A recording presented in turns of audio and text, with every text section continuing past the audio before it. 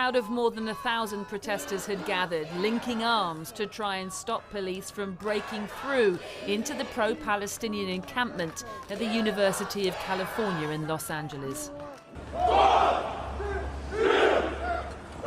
The standoff continued for hours.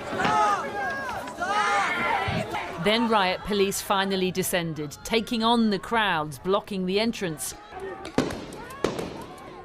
and finally reaching the outer perimeter of the camp, where they set off flashbangs to stun the protesters as they began to tear down the barricades and storm the encampment.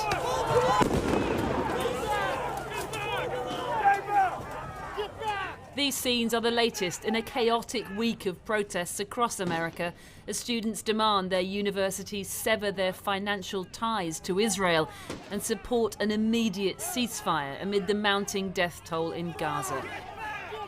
The protests have been largely peaceful, with these scenes in LA, once the police entered the camp and tore down the tents, among the most violent. Disturbing enough that it finally prompted President Biden, who'd so far not commented on the protests, to finally emerge with a message that only peaceful, not violent protest was acceptable. It's against the law when violence occurs. Destroying property is not a peaceful protest. It's against the law. Vandalism, trespassing, breaking windows, shutting down campuses, forcing the cancellation of classes and graduations. None of this is a peaceful protest.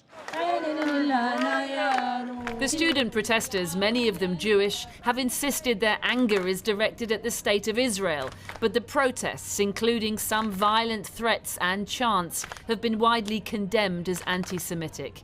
Allegations that Joe Biden appeared to accept today as he tries to tread the fine line between supporting Jewish Americans and not alienating young voters so crucial to his re-election. There should be no place on any campus for anti-Semitism or threats of violence against Jewish students. It's simply wrong. There's no place for racism in America. But even as he publicly supports Israel, Biden is accused by Republicans of doing nothing to quell the unrest.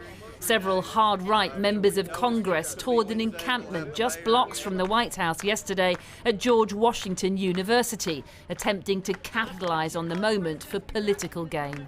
So what's your message? Why are you here? These protesters here say that they're protesting in peace. Do you think a student walking through this to class that the Jewish would feel safe? What do you want? Do you want this encampment shut down? Yeah, the encampment needs to be removed. They're trespassing. But the protests here so far have been peaceful, even as these Republicans try and claim the opposite. It is Hamas. As they squarely blamed Hamas for what's happening now in Gaza. Congressman, what about the protesters who say this Israel's response has been over the top? More than 30,000 innocent Gazans The 30,000 number comes from Hamas, and you know that. Don't use that number. That's number one. Number two. But thousands have been killed. You're not denying that. Listen, has that response been over the top? War is a very cruel thing. Nobody wants war. The politicians were eventually booed out of the encampment. I mean, what did you make of that? This all fits very well into a very convenient culture war narrative for them, which is not productive or useful, and really is going to play well on their right-wing television services, but isn't good for anything else, really. They're not serious legislators. They're grandstanders who are totally unproductive. The Republicans say they'll force DC's mayor to testify in Congress and use special powers if they have to get police to shut the encampment down. And are you ready for the police to move in and sweep you all up? We're ready for anything. And you're staying till such time as that happens? We're gonna stay. Free Palestine! Free Palestine! Those who did precisely that, dug in at the University of California in LA, were all removed as the sun rose this morning, rounded up and arrested like hundreds of others across America, from New York to Wisconsin, from Georgia to Texas, as this movement gathers steam. But the police and university officials are now seemingly determined to shut the encampments down, even as the war which sparked these protests very much continues. And Siobhan joins us now from Capitol Hill. Siobhan.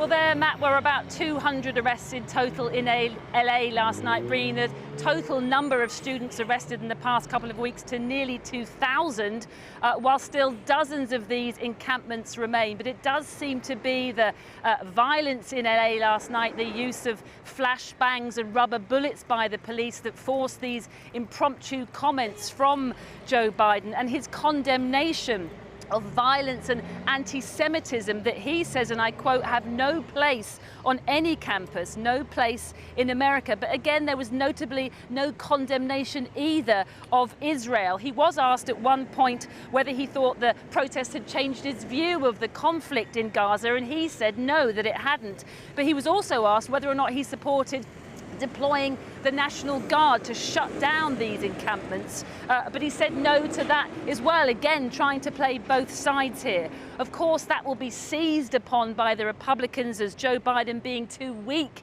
on the protests. Donald Trump, of course, nothing like the same. He was very keen to capitalize on this on the way into court in New York this morning, praising what he called the incredible work of the LAPD in clearing out what he referred to as the radical left encampment. I think we can expect much more of that, that these protests, these encampments and this growing political row will certainly not be dying down, Matt, anytime soon.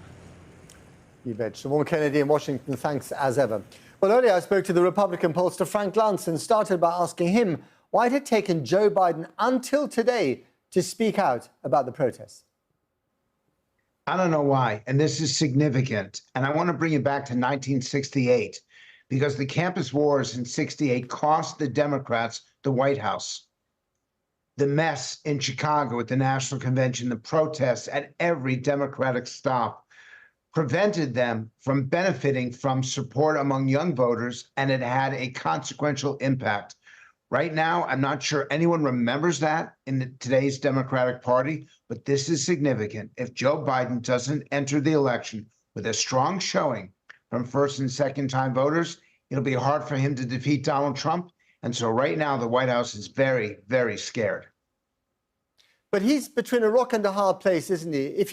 If he's on the side of the protesters, then the law and order crowd will say, you know, you're too soft on these people. If he's done what he did today, which is to crack down on the protesters, he's with the police, then, of course, young people would say, you know, you misunderstand us, we're not going to vote for you. Exactly. But it's not just about the protests. It is about the Israeli-Hamas battle, what's going on in Gaza. It's not just young people on college campuses that are engaged in this. But in the end, what the public is seeing on their television sets in America is frightening them. And we haven't seen anything like this in more than 40 years. So which are the swing states that are most vulnerable for Biden on this issue? Oh, that's a good question. You have to go to university towns. And so probably number one is Wisconsin.